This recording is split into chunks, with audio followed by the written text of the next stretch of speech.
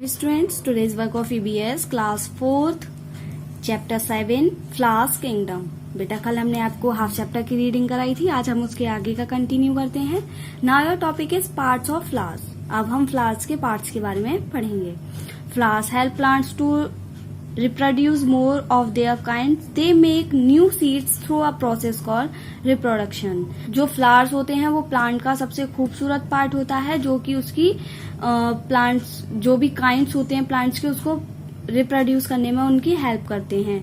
They make new seeds through a process called reproduction. Way flowers जो होते हैं वो न्यू सीड बनाते हैं, इस प्रोसेस को हम क्या बोलते हैं? Reproduction. The petals is the bright colourful part of a flower. जो पेटल्स पत्तियां होती हैं वो बहुत ही सुंदर और चमकीली कलरफुल पार्ट होता है फ्लावर्स का। Little green leaves that protect a flower bud are called sepals.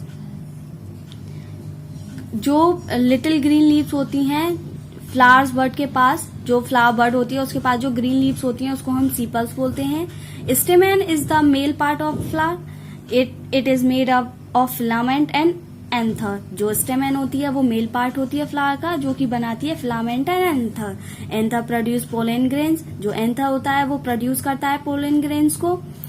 Pistols is the female part of a flower. जो पिस्टल होती है वो फीमेल पार्ट होती है फ्लावर का। Stigma, style and ovary are its parts. और ये तीनों इसके पार्ट्स हैं। To make fruits pollen from one flower and carry to another flower by wind, water or by small insect. Pollens क्या होते हैं? हमारे पराग्स, फूलों का रस। तो जो एक फूल से फल पराग बनाने के लिए दूसरे फूल को हवा, पानी या छोटे कीड़े द्वारा ले जाया जाता है।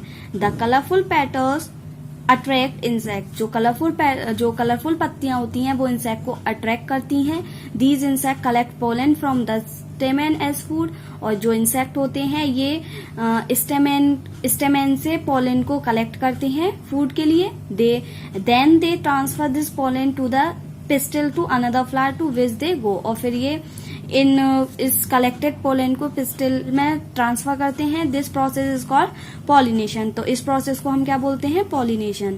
It helps to produce seeds. Some flower also dry up and grow into fruits.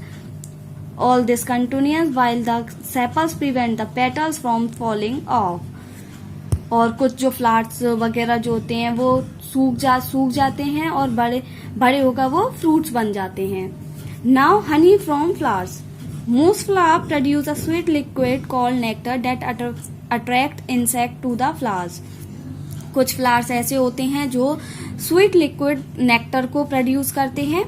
Nectar होता है हमारा रस, मीठा रस निकालते हैं और इससे जो होते हैं इंसेक्ट फ्लावर की तरफ आकर्षित होते हैं। हनी बीज सक नेक्टर फ्रॉम द फ्लावर। जो हनी बीज होती हैं मधुमक्खियां वो इस रस को फ्लावर से चूसती हैं। Collect it in their stomachs and carry it back to the hive. और अपने स्टोमक में स्टोर करके अपने वी हाइव तक जाती हैं, अपने घर तक जाती हैं। After some time the nectar change into honey. और कुछ समय बाद ये नेक्टर जो होता है वो हनी में चेंज हो जाता है। Bees protect their hive and string anyone who tries to come near it. कोई भी हाइव तक जाने की कोशिश करता है तो ये वीज होती हैं वो अपने हाइव को प्रोटेक्ट करती हैं। The only thing that drives honey bees away from their hive is smoke. एक ही चीज है धुआं। धुएं के कारण ये अपने हनी बीज से दूर जाती हैं। Thus the honey collector burns branches and dry leaves under the branch where a hive is located. जो कलेक्टर्स होते हैं, हनी कलेक्टर्स होते हैं, वो ब्रांचेज और सूखी पत्तियों को उस ट्री के नीचे जला देते हैं जहां इनका हाइव होता है, इनका छत्ता होता है। The smoke makes the bees fly out the hive. जो धुआं होता है वो छत्ते से मधुमक्खियों को भगाने में हमारी हेल्प करता है। Thus the honey collector then collects honey easily. और इसी तरीके से जो हनी कलेक्टर होते हैं वो हनी को कलेक्ट आसानी से कर लेते हैं। तो स्टूडेंट्स आज आपका चैप्टर फिनिश हो गया है। आप इस चैप्टर को अच्छे से रीड आउट कीजिए, इसको समझिए। Thank you.